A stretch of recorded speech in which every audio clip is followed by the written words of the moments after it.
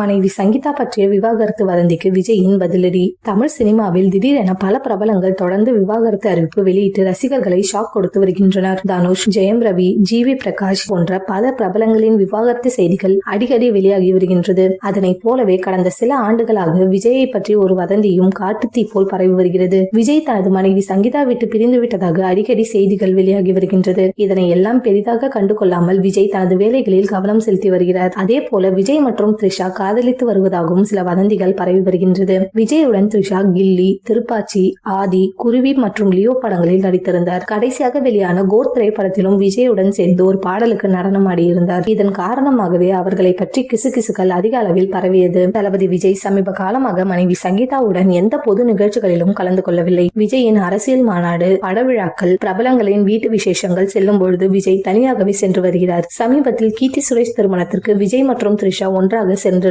இந்த தகவல் திரையுலகில் பெரும் பரபரப்பை ஏற்படுத்தியது. இதனால் சங்கீதா விட்டு பிரிந்து விட்டதாக சமூக வலைதளங்களில் பலரும் கருத்து தெரிவித்து வந்தனர். இதற்கு பதிலடி கொடுக்கும் விதமாக விஜய் விரைவில் முற்றுப்புள்ளி வைக்க இருப்பதாக சில தகவல்கள் கசிந்துள்ளது.